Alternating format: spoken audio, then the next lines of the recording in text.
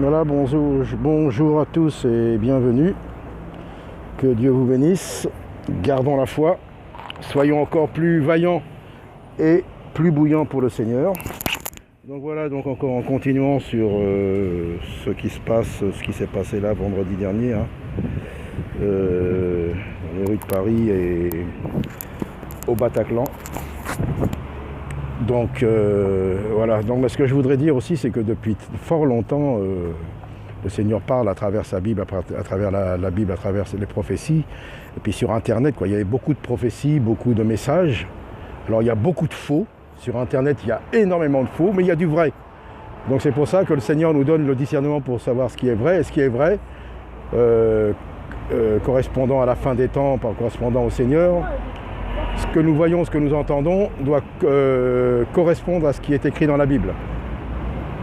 Donc il y a beaucoup qui parlaient de la fin des temps, de la colère de Dieu, des choses qui allaient arriver sur Paris particulièrement. Des choses qui allaient arriver sur Paris.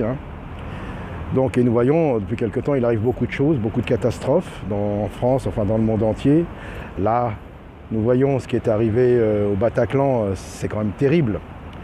Mais d'après ce que nous pouvons entendre, bon, c'était un groupe sataniste, puisque là vraiment c'était pas simplement du hard rock ou du métal,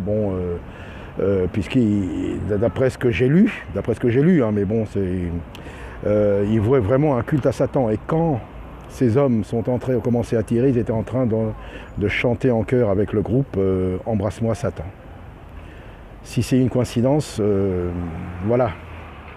Ce qui est malheureux, j'ai vu aux actualités un petit peu hier, c'est vrai que je ne regarde pas trop la télé, là, les informations, parce que c'est vraiment orienté. Il s'en sert pour faire de l'audience, et bon. Mais je voyais un père qui disait que sa fille était là et elle a perdu la vie, et il disait c'était une jeune fille qui était bien, qui était tout, puis qui aimait le rock. Vous voyez, c'est ça, et quand on parle aux gens, quand on leur dit oui, il y a des musiques, il y a des styles, mais qui sont vraiment voués au diable, beaucoup rigolent. Mais non, c'est pas grave, mais non, c'est pas vrai. Donc vous voyez ce qui est arrivé, c'est pas moi, je compatis avec les familles, c'est terrible. Alors donc il y en a dedans qui prenaient pas ça au sérieux, sûrement ils étaient là parce que c'est une musique qui leur plaisait, est-ce qu'ils comprenaient l'anglais, est-ce qu'ils comprenaient ce qu'ils chantaient, ou pour eux, pour beaucoup, le diable n'existait pas non plus. Donc voilà le problème. Donc on parle, alors on va me dire oui, mais et les autres là sur qui on a tiré ça je ne peux pas répondre. Mais nous entendons beaucoup de prophéties, on dit bien qu'à un moment, il va se passer des choses terribles. Donc, vous voyez, et puis même quand on vient poser la question à Jésus sur un groupe de personnes qui offraient des sacrifices et que Pilate a fait tuer, avait mêlé le sang de leurs sacrifices, et Jésus leur dit, ces hommes sont-ils plus pécheurs que ceux sur qui est tombée la tour de Siloé? Donc, vous voyez, donc il y avait Jésus ne dit rien d'autre. Donc c'est des choses qu'on ne peut pas expliquer. Donc après on dit ouais, mais Dieu, votre Dieu là, il protège personne. Si, Dieu protège, mais on a mis Dieu dehors. La France a mis le Seigneur dehors en bafouant la fameuse loi pour l'homosexualité. Tu ne coucheras pas avec un homme comme on couche avec une femme, ainsi de suite. Et après on voudrait que Dieu protège. Alors, dans l'Apocalypse, nous voyons qu'il y en a qui auront le sceau de Dieu, ou la marque de la bête, et ceux qui auront le sceau de Dieu seront épargnés. Donc voilà, c'est tout. Moi, je ne peux pas dire plus ou moins, c'est un constat. Avec Jésus, c'est un constat. Donc voilà. Donc, et après, il dit bien, ceux qui n'auront pas la marque de Dieu, auront les fléaux qui sont écrits dans le livre de l'Apocalypse. Et le sceau de Dieu, ce n'est pas un homme qui le donne, c'est Dieu lui-même qui donne ce sceau, cette marque sainte, cette marque céleste. Donc vous voyez, c'est ça. Et je veux dire que nous, ce qu'on appelle les chrétiens, nous, on n'y est pour rien. Nous, il ne faut pas dire ouais, vous vous réjouissez, on ne se réjouit pas du tout. Nous, on n'arrête pas de prêcher, d'annoncer la repentance, de venir au Seigneur, qu'il y a des choses qui ne se font pas, il y a des endroits à ne pas aller, mais certains se moquent. Mais non, c'est pas grave, non, c'est de la rigolade, vous voyez.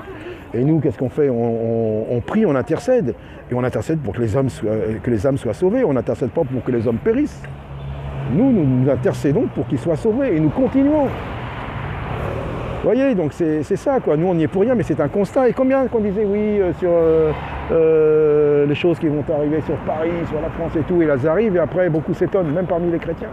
Alors ça choque, mais Ça arrive quoi, mais nous on est là, on prêche. Beaucoup se moquent, oh, le diable, il y en a qui rigolent combien. Donc même dans ces personnes qui ont été voir ce concert là, ils ont loué. Ils connaissaient quand même, donc peut-être ils prenaient ça à la rigolade, mais non c'est de la rigolade. Moi je fais pas de mal, j'écoute ça, et puis après ils vouent un culte à Satan sans le savoir, quoi. C'est terrible. Et nous qu'est-ce qu'on fait? On prêche, on l'annonce, mais on se moque de nous. On nous repousse, on n'est pas content, on dit non c'est faux et tout. Et voilà, qu'est-ce qu'on peut faire de plus? Ésaïe a bien dit, dans Ésaïe 53, qui a cru à notre prédication? Qui a cru et qui a vu le bras du Seigneur? Qui a reconnu le bras du Seigneur, vous voyez? Donc, voilà, donc, mais on continue pour annoncer. Et nous, on n'est pas là, comme je dis, je ne suis pas là pour que les âmes périssent, bien au contraire. On souffre, on pleure avec ceux qui pleurent et on se réjouit avec ceux qui se réjouissent, mais voilà, nous intercédons et nous continuons. Donc voilà, donc après, nous voyons cette grande fanfaronnade que les élites nous ont mis. Tout ça, ça a été organisé d'avance pour mettre, comme je dis toujours, le nouvel ordre mondial. Il faut créer un chaos. Qu'est-ce que c'est le truc? C'est pour diviser les gens. À l'intérieur, ils vont se diviser. Il y en a qui vont s'en prendre à des gens, à des musulmans, tout ça. Donc voilà. Donc, et puis alors ils disent oui mais l'islam c'est pas ça, l'islam c'est ça, mais bon je ne vais pas revenir là-dessus, c'est écrit dans le Coran, c'est facile de regarder, quand on veut se boucher les yeux, on se bouche les yeux, mais quand on veut vraiment chercher la vérité, on la trouve. Et la vérité c'est Jésus. Donc voilà, et donc il y a l'islam, le gouvernement dit bien, et puis tout le monde sait bien, il y en aura encore beaucoup plus d'attentats, mais attention, quand tout le monde aura les yeux fixés que sur l'islam, il y aura d'autres choses qui vont arriver, ça va arriver de tous les côtés. Parce que le diable, c'est bien le malin. Donc voilà, donc eux, ils nous embobinent. Là, maintenant, tous les politiques et tout ça de tous bords, là, ils sont réunis à l'Élysée. Ils sont là, ils en profitent. Tous pour en profiter pour mettre leur truc en place, quoi, pour arriver à leur fin, quoi. Et leur fin, c'est le nouvel ordre mondial, religion mondiale, l'homme impie. Mais voilà, donc toutes ces choses, et puis quand il y en a, ils prennent ça à la rigolade, ils ne croient pas. En tout cas, il y a des hommes qui sont partis. Nous, on n'y est pour rien. On n'arrête pas d'intercéder, de prier. Et que des cœurs soient touchés, que des cœurs soient encore transformés et touchés et convertis, quoi. C'est ça le but. Le but, c'est ça. Donc voilà, et c'est terrible. Que dire de plus? C'est un constat. Et c'est pas fini. Et bien sûr, on va avoir beaucoup les yeux sur l'islam et sur le terrorisme, mais il y a d'autres choses qui nous préparent. Parce que sachez qu'il y a des pactes qui sont faits au lieu, des pactes, il y a des sacrifices que le diable redemande.